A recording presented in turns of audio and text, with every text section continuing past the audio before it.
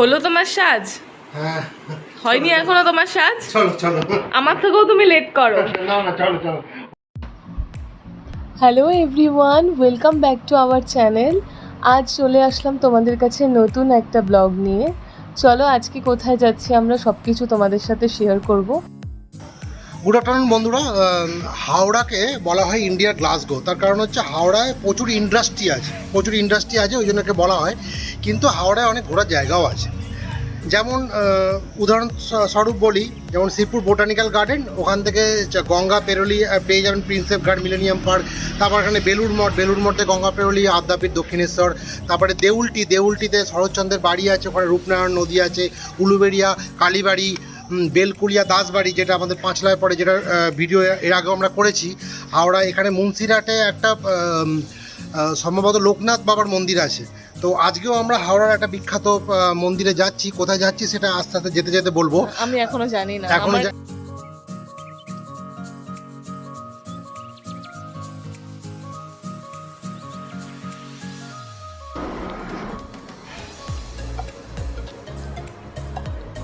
চলো যাওয়া যাক। গাড়িতে উঠে পড়লাম। আমরা অনেক সময় দূরের ভালো জায়গায় যাওয়ার জন্য অনেক উৎসাহিত থাকি, কিন্তু আমাদের আশেপাশে এমন সুন্দর অনেক জায়গা থাকে যেখানে আমাদের যাওয়া হয় না। এই জায়গাটিও কিন্তু সৌমেন কিন্তু গল্প করছিল আমার সাথে যে খুবই কাছে, কিন্তু কখনোই ও জানতোও না এবং যাওয়াও হয়নি।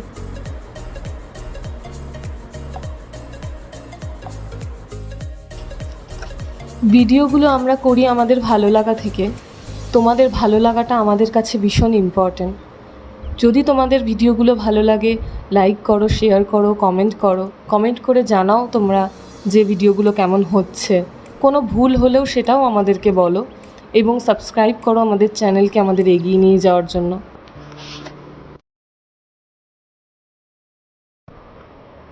চলে এলাম আমরা ব্রহ্মদত্ত ধামে। পশ্চিমবঙ্গের সবচেয়ে বড় হিন্দু মন্দির ব্রহ্মদত্ত ধাম। ইন ডিটেলসে আমি তোমাদেরকে বলছি আস্তে আস্তে। যদি তোমাদের ব্লগটা ভালো লেগে থাকে তোমরা এখানে আসতে পারো। কিভাবে আসবে আমি তোমাদেরকে ইন ডিটেলসে বলে দিচ্ছি।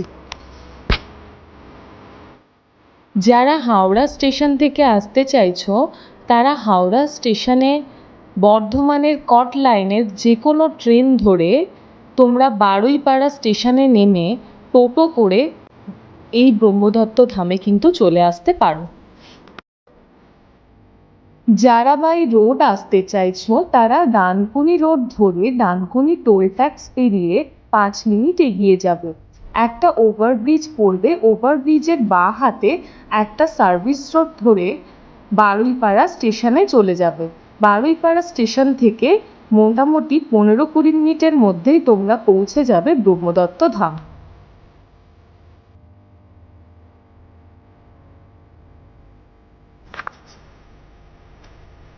এটি নারায়ণ রাজের তৃতীয় ধাম। 15 বিঘা জমির ওপরে এটি নির্মাণ হয়েছে। এখনও তৈরি সম্পূর্ণ হয়নি। মন্দিরটি প্রধান ভগবান ব্রহ্মা, বিষ্ণু, মহেশ্বরের মূর্তি।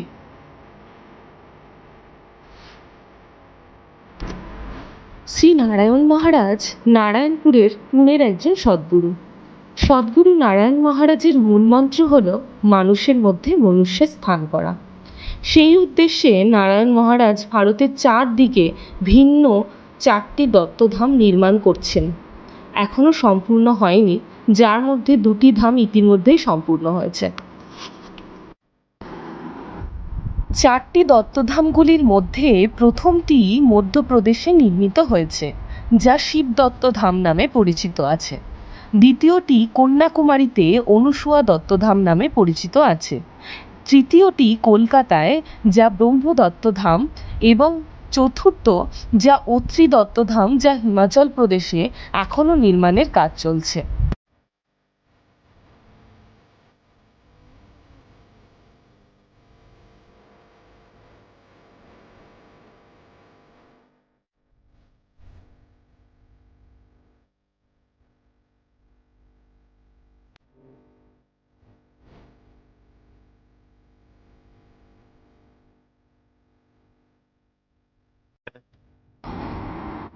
মন্দিরে প্রবেশ করার সাথে সাথেই আমরা দেখতে পেয়েছিলাম আরতি।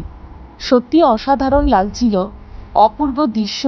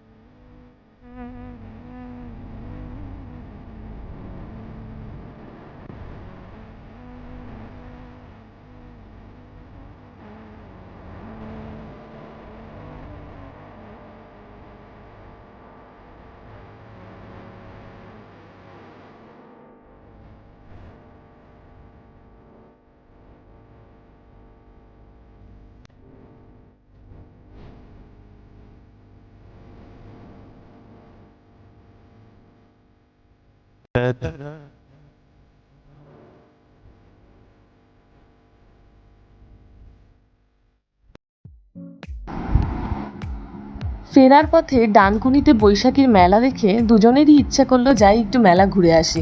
তো চলো তোমাদেরকেও একটু মেলাটা ঘুরিয়ে নিয়ে আসি। মেলাটা বেশি বড় না, ছোটোর মধ্যে বেশ অনেক কিছু নিয়ে কিন্তু খুব সাজিয়ে মেলাটা বসেছে। ডানকুনির এই মেলাটা বৈশাখ মাসের শেষে এবং জ্যৈষ্ঠ মাসের শুরুতে হয়ে থাকে। নেক্সট ইয়ার অবশ্যই আমরা টাইমিংয়ে আসবো, যখন মেলাটা শুরু হওয়ার সময়টাতে, তখন তোমাদেরকে ইন ডিটেলসে সমস্ত কিছু বলবো, যাতে তোমরাও মেলাটা ঘুরতে পারো।